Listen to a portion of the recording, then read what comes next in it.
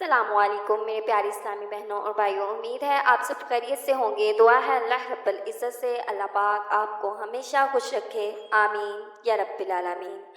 بنی اسرائیل کے 99 افراد کے قاتل کی توبہ کا واقعہ۔ بخاری و مسلم میں بنی اسرائیل کے ایک قاتل کا واقعہ نقل کیا گیا ہے۔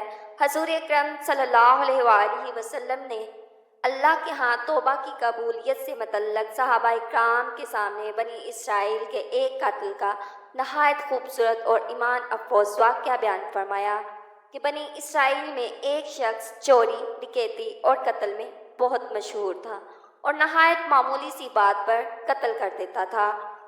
کرتے کرتے اس کے ہاتھ سے 99 افراد کا قتل ہو چکا تھا۔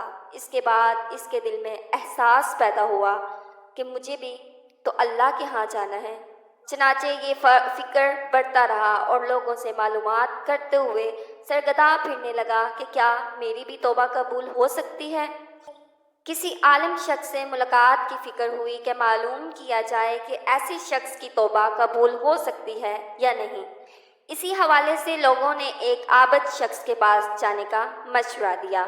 اس شخص نے اس کے پاس جا کر مسئلہ معلوم کیا، کیا میری توبہ قبول ہو سکتی ہے اور کیا میری مغفرت بھی ہو سکتی ہے جبکہ میں نے 99 انسانوں کی جان ماری ہے۔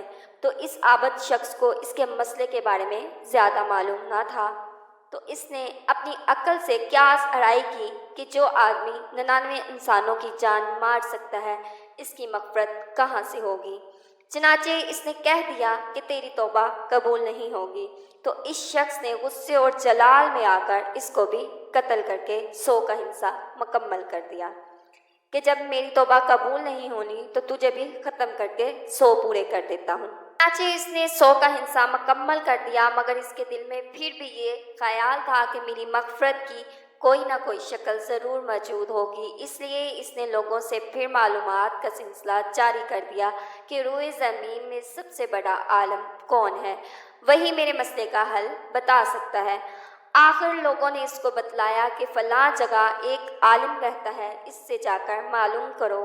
چنانچہ اس نے اس عالم صاحب کے پاس جا کر اپنی زندگی کی ساری کارگزاری سنائی اور 100 آدمیوں کو کس طرح قتل کیا سارا کارنامہ سنا دیا۔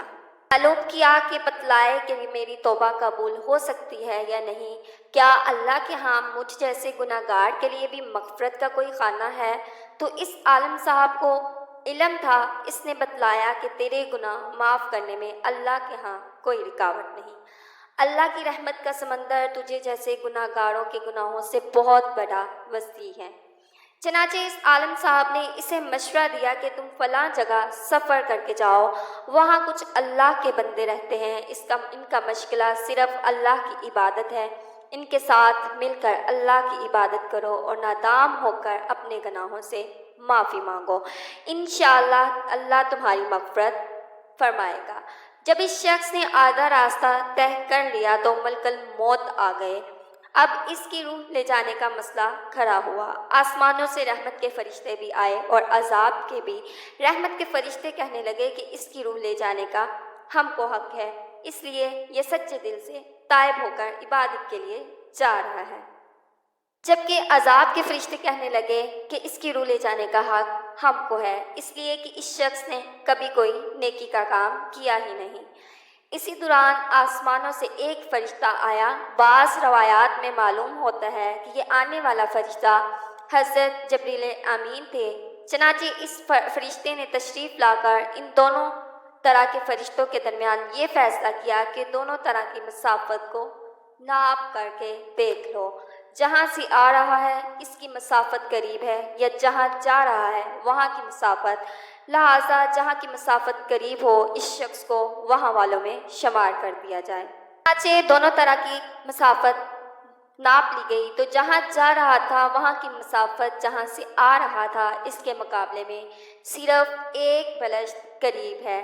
چنانچہ فیصلہ ہوا کہ مقامی مسیحت سے مقام عبادت صرف 1 بلشت قریب ہے، اسی لیے رحمت کے فرشتوں کو اس کو لے جانے کا حق حاصل ہوا۔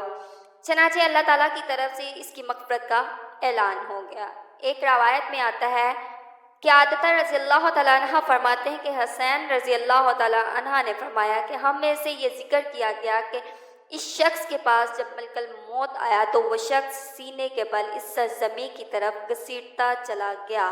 حدیث قدسی میں آتا ہے کہ میں اپنے بندوں کے ساتھ اس کے گمان کے مطابق ہوتا ہوں اور وہ جہاں بھی یاد کرے میں اس کے ساتھ ہوں۔ باخدا اللہ تعالیٰ اپنے بندوں کی توبہ سے اس سے زیادہ خوش ہوتا ہے جتنی خوشی تم میں سے کسی ایسے شخص کو ہوتی ہے جس کا جانور بیابان میں گم ہو کر اسے مل جائے۔ جو شخص ایک بلشت میری طرف آتا ہے میں ایک ہاتھ اس کے قریب ہو جاتا ہوں، اور جو شخص ایک ہاتھ میرے قریب آتا ہے میں اس کے ایک باغ یعنی پھیلائے ہوئے دونوں ہاتھوں کے درمیان کی مسافت کے قریب جاتا ہوں، اور جب وہ میری طرف چل کر آتا ہے تو میں اس کی طرف دوڑ کر آتا ہوں۔ انسان جب بھی سچے دل کے ساتھ توبہ کرے گا تو اللہ تعالیٰ ضرور توبہ قبول فرمائے گا۔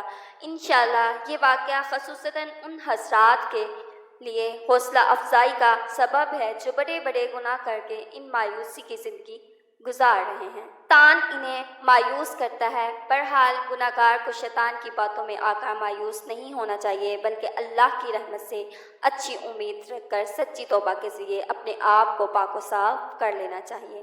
اللہ تعالیٰ ہم سب کو عمل کی توفیق عطا فرمائے، آمین۔ ملتے ہیں اگلی ویڈیو میں، تب تک کے لیے اللہ حافظ۔